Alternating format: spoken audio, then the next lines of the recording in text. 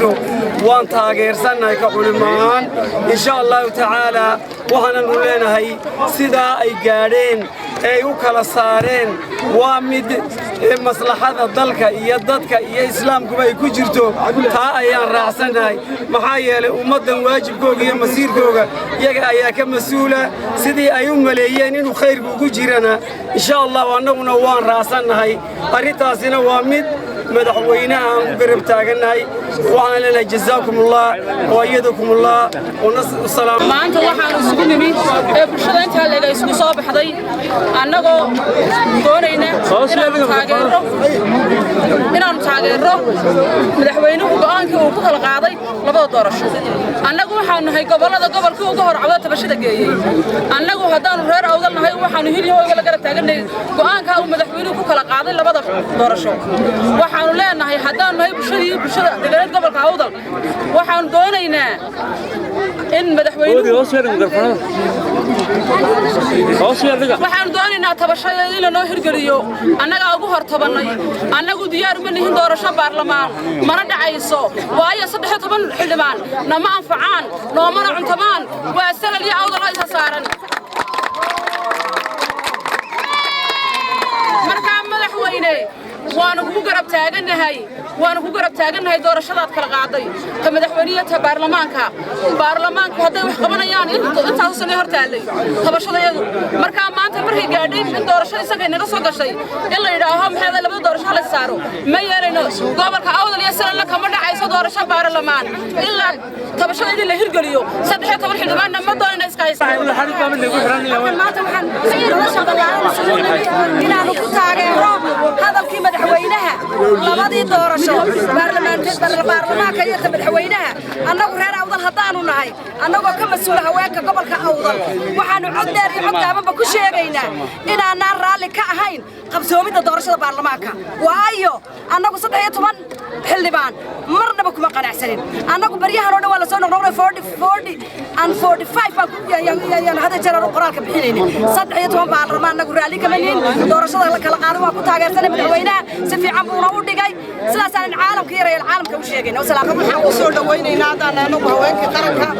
codka uu soo fidiyay madaxweynuhu aad baan ugu hambalyeeynaa annagu haddii aan nahay reer awdal halkii awal bay naga taagan mana ogolin annagu 13 xildhibaan baarlamaankuna doorashadiisa dib ha ula noqdo hadduu hawsheeda noo fulinayana waa axsan haddii kale annagu taa madaxweynaha raacsanahay axmed maxamed maxamuud siiraaye hambaliyo aan kugu soo hambaliyo waayo anagoo ku hadlayna afkii gobolka awdal waxa weeyaan iyo salalba anagu waxaan nahay cidii keentay tabashada haddaba gobolka awdal wax doorasho baarlamaan oo ka dhici doontaa ma jirto ilaa la ansixiyo codsigii labadeeda gobol aan dhiibinay markaa sidaa daraadeed labada doorasho in kala qaaday waan ku taageeraynaa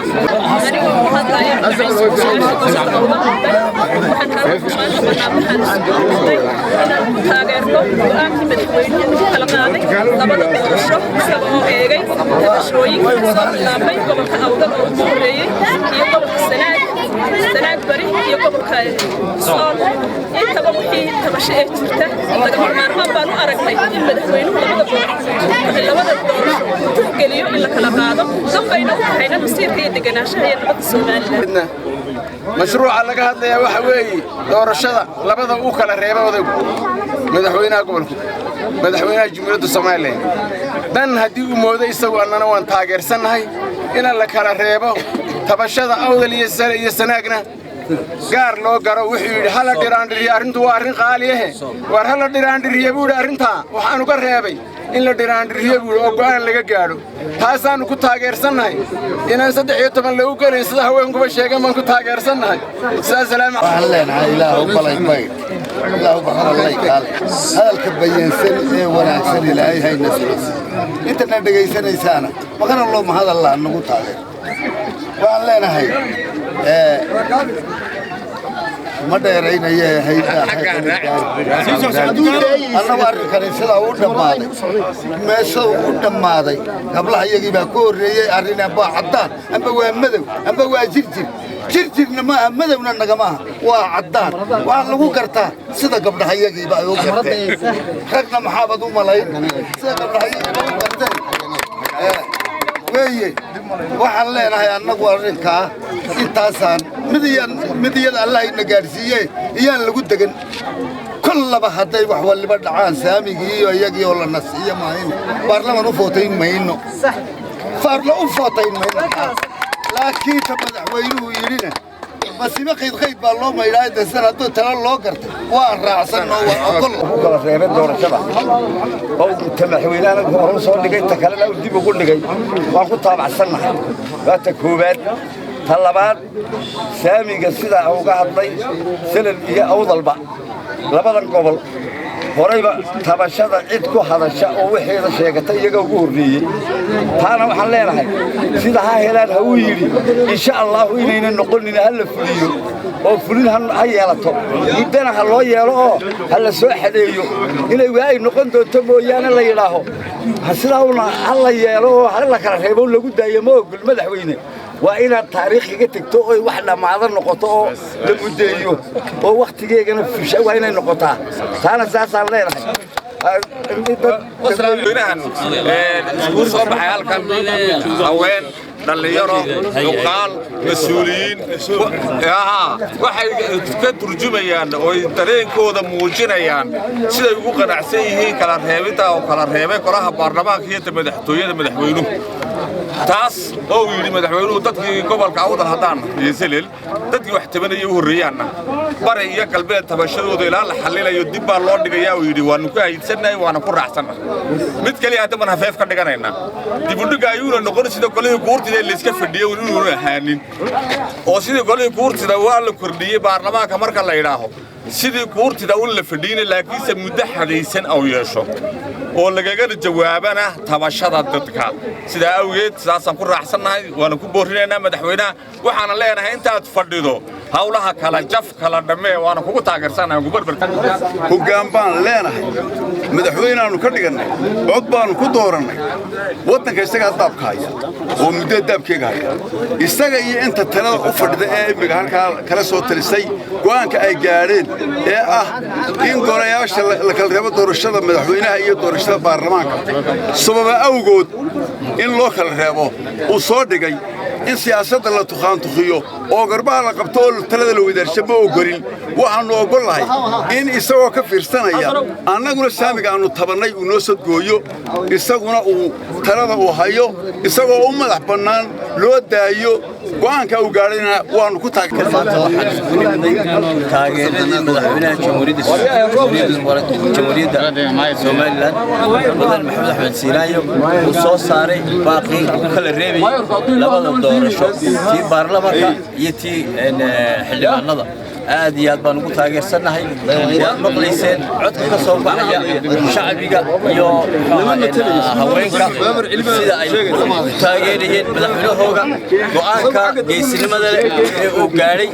uu ku gaaray inuu shacabkiisa u daneeyo uu ku gaaray inuuna dhageysan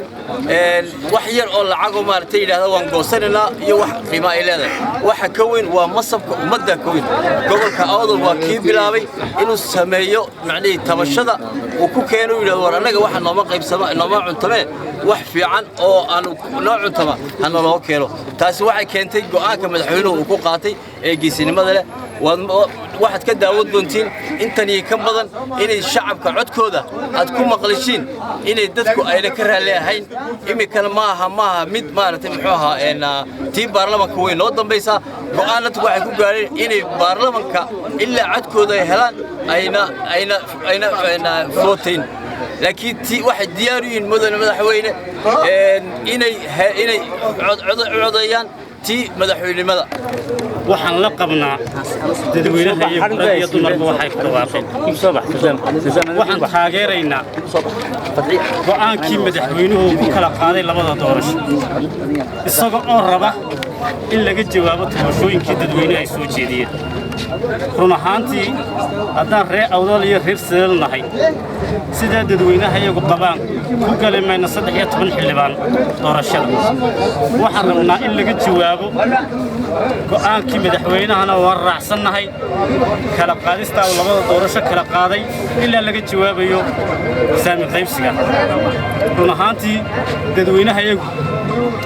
aad bay ugu mahadsan yihiin daroonkooga inay cabiraan iyo halkay u taagan tahay annaguna waan ku raacsannahay maanta waxaa dadka awdal ee gobolkan jooga ay muujiyeen dareenka ay ku taageertay in madaxweynaha jamhuuriyadda Soomaaliland Axmed Maxamed Maxamuud Siiraayo go'aanka uu qaatay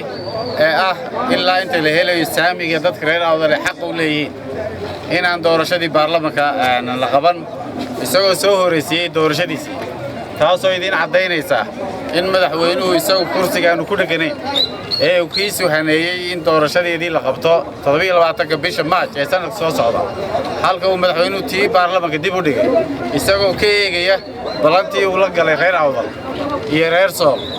in aan doorashada baarlamaanka la qaban ilaa inta saamiga iyo tabashada dadka reer awdal iyo reer Sool la fulinayo iyadoo taa jirta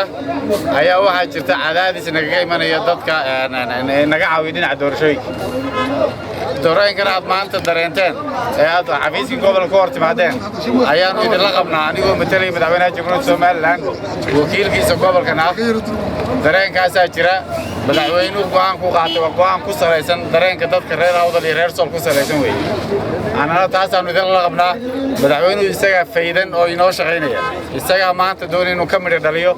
waxaanu idinkaga mahad celinaynaa sida aad u dareensantiin reer awdal aad xaqiina u doonanaysaan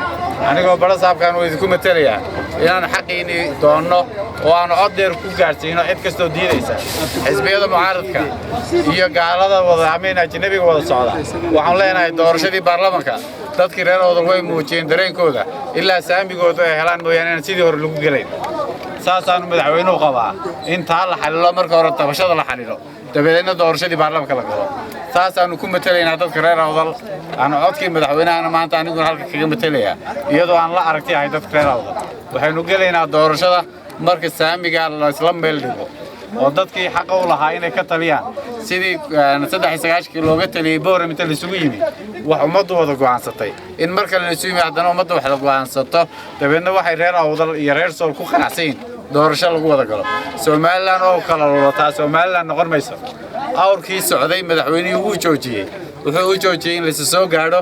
oo wax la wada yeesho madaxweynuhu joojiyay reer awdalna inay dareemaan taa waan uga mahad celinaya waxaan leeyahay maanta haddaan dowladdeena maanta codkii shacabka reer awdal iyo inagu isku meel baanu taagan